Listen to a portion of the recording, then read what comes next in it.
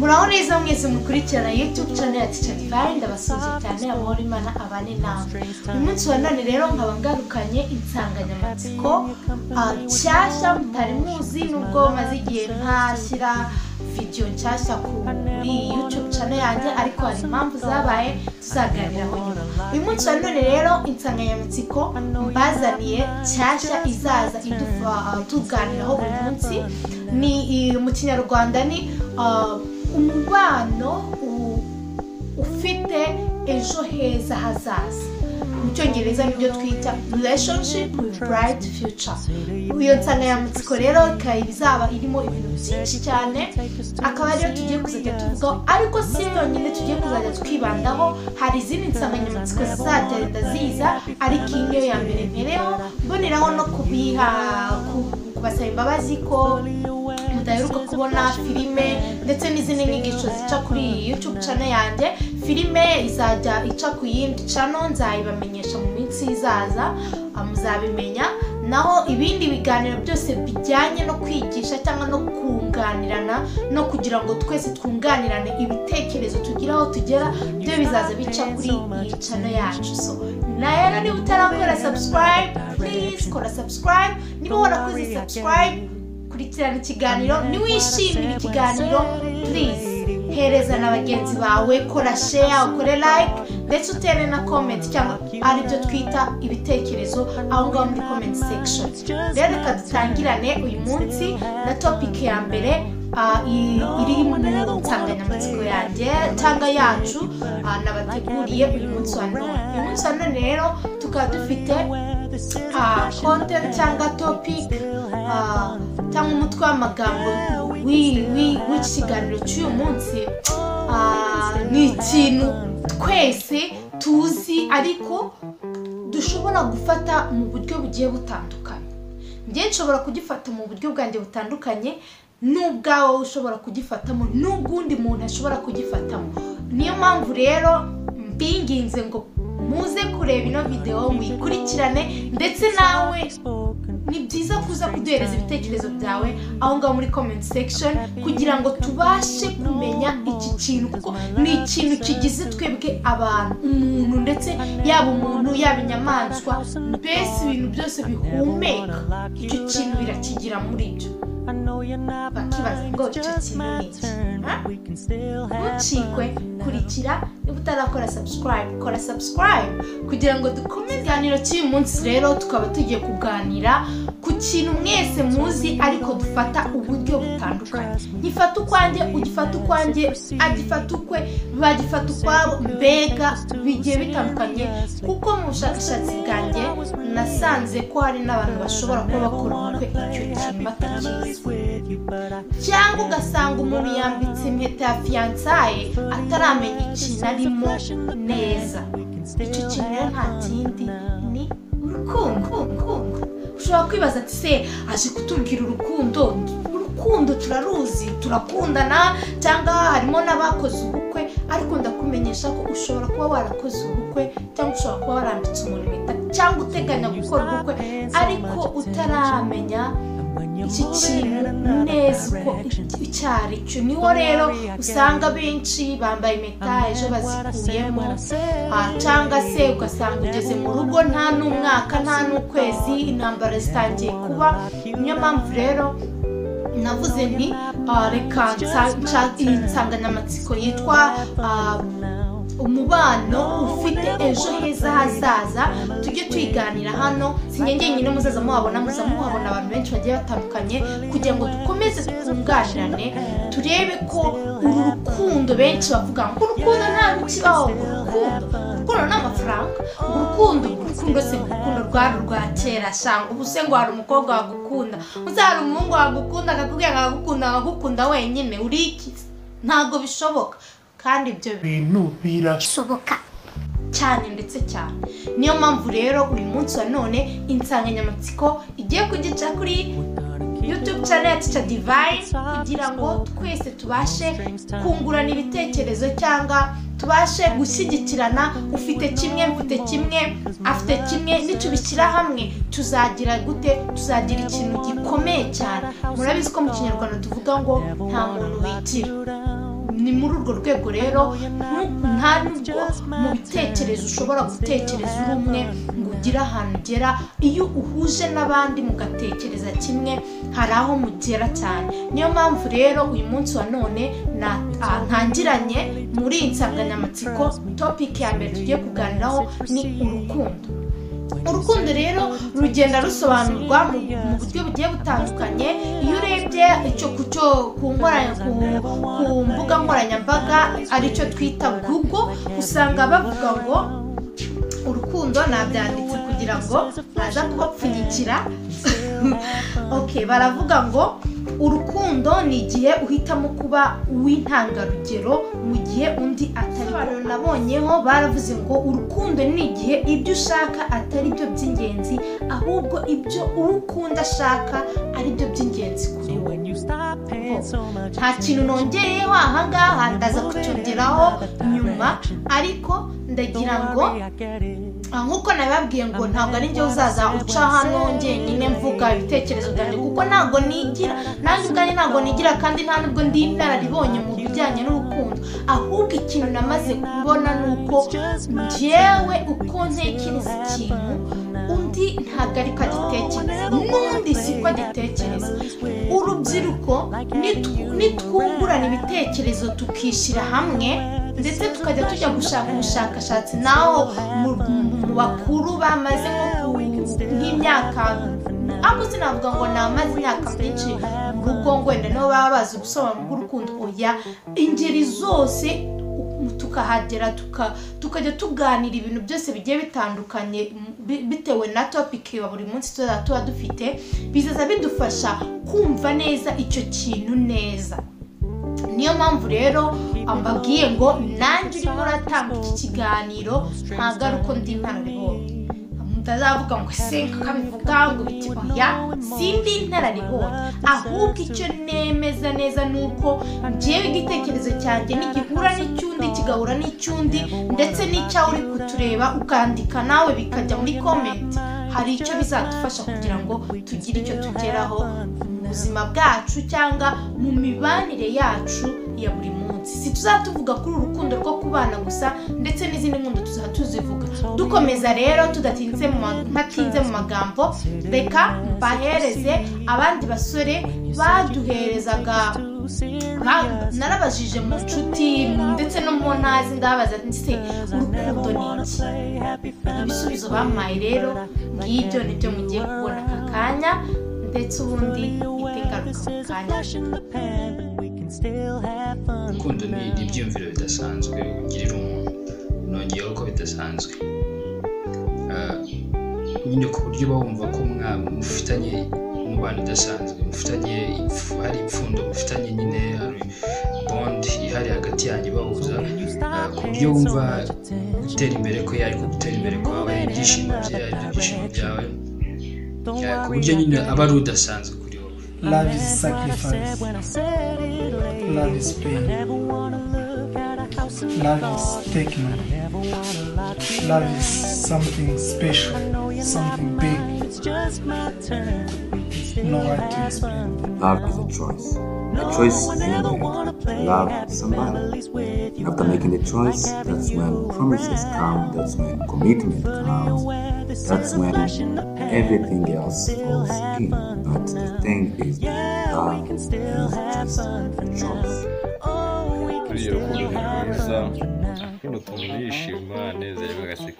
It's a special feeling attached to your emotions with many other qualities, because love is not just those two, but you must have something deep inside you. I don't know if your heart or brain, but it must have patience.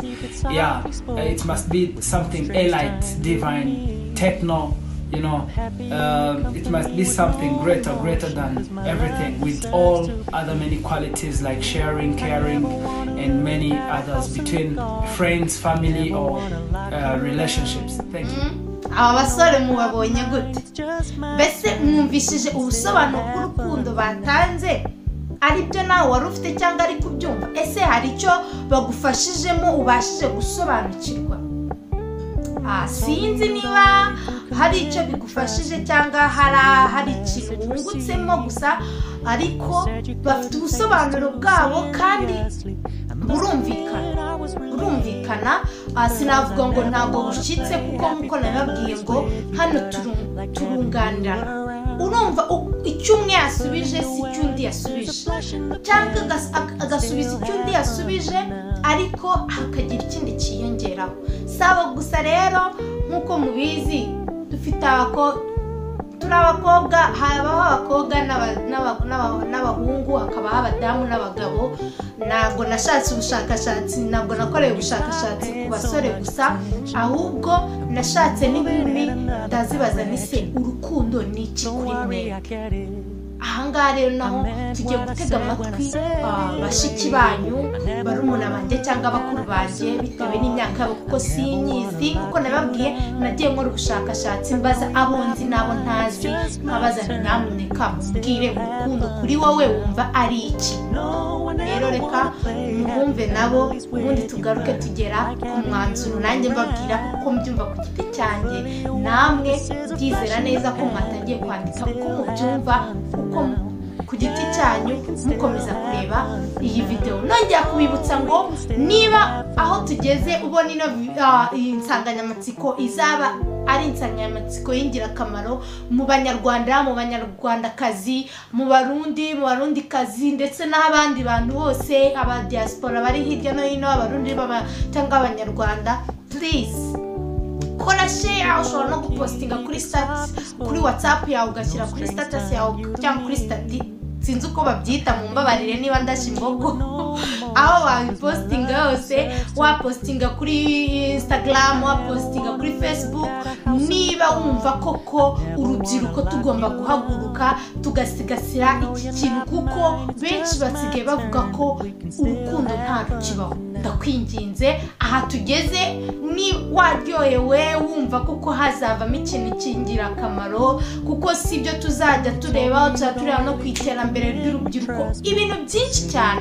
Ndakwinginze mbere yuko tureba abakobwa cyangwa bashiki banyu ibisobanuro batanga, uhita ukora share, bashishikariza abantu mu magroup ugiye urimo. Ati kuri YouTube channel y'umuntu witwa Teacher Divine TV rwose hariho haracaho ibiganiro by'ingirakamaro, bityo uyu muryango ube munini cyane.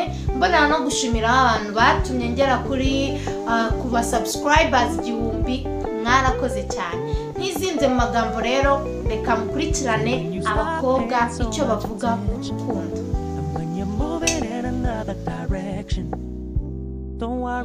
Ari feelings cyangwa se ibyiyumvo by'umuntu, ni konsobanuro. Urukundo ni ibyiyumviro bituma ufata umuntu cyangwa abantu Now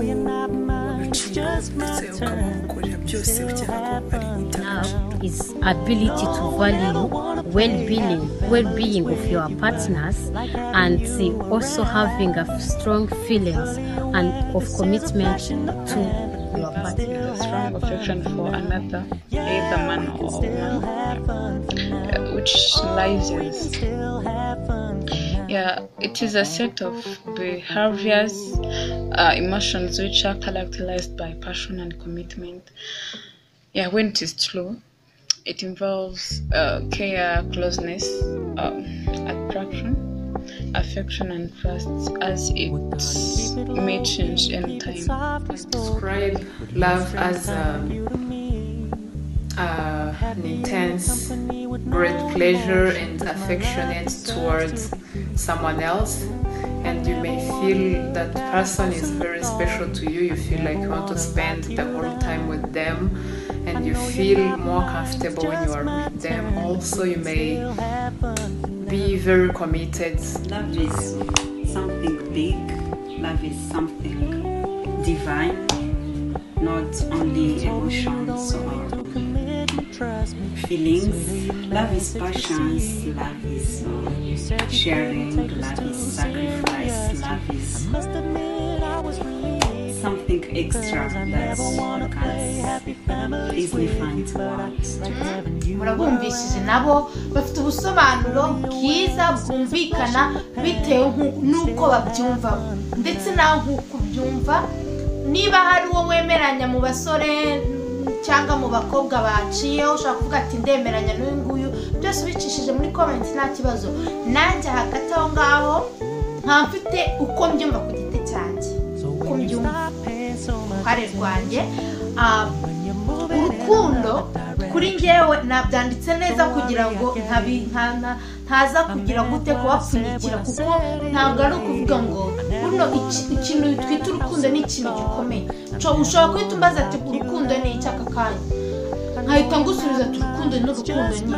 Ariko iyo wicaye ugasesengura wowe ubwawe niba warigeze gukunda cyangwa niba uri mu rukundo, ukibuka icyo gihe urwo rukundo uko rumeze cyangwa uko byari bimeze cyangwa uko rumeze muri icyo gihe, niho uhita ukura ubusobanuro bufatika bw'urukundo. Kuko urukundo ngewe numva ko kuri ngewe kugira ngo nsobanure urukundo ni uko ndeba mu gihe ndi mu rukundo uko biba bimeze cyangwa mu gihe nari mu rukundo uko byari bimeze. Rero ngiye kuri ngewe urukundo uko navuga uko mbyumva ku giti cyanjye, urukundo ni ubukure bw'ibyiyumviro. Ntabwo navuga ngo urukundo ni kwiyemeza. Ngiye kuri ngewe urukundo ni ubukure bw'ibyiyumviro ufite bigafata indi ntambwe. Ushobora kwibaza ati se gute? Kubera ko urukundo impamvu mvuga ngo ni ubukure bw'ibyiyumviro uba waragize ukahita ufata umwanzuro wo kuvuga ati ninjiye mu rukundo, ni uko mbere y'urukundo hari izindi steps zibanza cyangwa hari ubundi mu kinyarwanda nabyita ko hari ahandi hantu ugenda unyura kugira ngo uwo muntu koko umukunde wumve ngo uramukunze, wumve koko ni urukundo. Ushobora kwibaza ngo wenda ikintu mvuze ntabwo cyumvikana, ariko nukomeza gukurikirana iki kiganiro cyacu uzabasha kumenya impamvu mvuze ngo urukundo ni ubukure bw'ibyiyumviro uba ufite muri wowe. Cyangwa ahangaha nshobora no kukubwiraho akantu gatoya, ibyo abagenzi banjye bavuze si uko atari byo nibyo, ariko ku giti cyanjye ngiye mbifata nk'ibimenyetso by'urukundo. Bifata nk'ibimenyetso by'urukundo. Ushobora kwibaza ati se gute wabifata nk'ibimenyetso by'urukundo? Aho ngaho ndashaka gusobanurira kugira ngo ubashe kubumva neza. Ni ukuvuga ngo impamvu mvuze ngo urukundo ni ubukure bw'ibyiyumviro ni ukubera ko mbere yo kugira ngo ukunde umuntu hari ukuba wamubonye ukamwishimira. Ntabwo njye nizera ngo mbonye umuntu ako kanya umunsi wa mbere mbese mvuga ngo ndagukunda. Icyo ni ikiganiro kindi tuzagirana, ariko mvuzeho gatoya cyane, kubera ko urukundo nk'uko nabivuze ngo ni ubukure bw'ibyiyumviro. Ni ukuvuga ngo urukundo ni ikintu kigenda kigakurira mu muntu, ntabwo gikurira ngo mu muntu, gikurira mu mutima wawe nyine, kigenda gikura gifata iyindi ntambwe. Niyo mpamvu ubona umuntu ashobora gukundana n'umuntu bo babyita ngo ni ugukundana, ariko ngewe ntabwo ariko mbifata. Umuntu agakundana n'umuntu amezi 3 gusa bagahita batandukana, ariko ugasanga undi yarakunze birakomeza bagera ku gihe cyo gufata umwanzuro wo kubana, barakundanye barasazanye bagikundana bagifite rwa rukundo nk'aho bakiri abana batoya. Niyo mpamvu rero mvuze ngo urukundo ni ubukure bw'ibyiyumviro. Impamvu rero navuze ngo aba bagenzi banjye ibyo bavuze ni bimwe mu bimenyetso biranga urukundo, nuko iyo umaze gufata umwanzuro wo kuvuga ati uyu muntu ndamukunda, hari ibyo wiyemeza. Ibyo bintu wiyemeza rero kuri ngewe ku giti cyanjye nibyo biriya bintu bagiye bavuga, kumva ko icyo yifuza ari wakimushakira kumva ko ibyishimo bye ari byo byishimo byawe uba waramaze deja gukunda uwo muntu noneho bikaza niho handi mushobora kujyana amapromese cyangwa amasezerano ati intambwe uzatera nzaba ndi kumwe nawe mu bibi no mu byiza nzaba ndi kumwe nawe icyo gihe ibiriya ni ibiranga urukundo ni ibiranga ko wageze mu rukundo nyine ugize gute sinzi ukuntu nabisobanura ngo mubyumve neza ku giti cyanjye uko mbyumva ariko kubera ko nzi ko iyi topic tuzayivugana tuzayiganiraho tukavuga ese ni ibiki biranga urukundo reka dusoreze ahangaha ubundi mbabwira ngo please mukore subscribe musangize bagenzi banyu kuko urumva iki kiganiro kizaza kigenda gikomeza uno munsi aho turangirije nari nyifite byinshi byo kuvuga ariko oya reka kibe kigufi ejo bundi nabwo tuzongera kire kindi murakoze cyane imana ibaho umugisha bye bye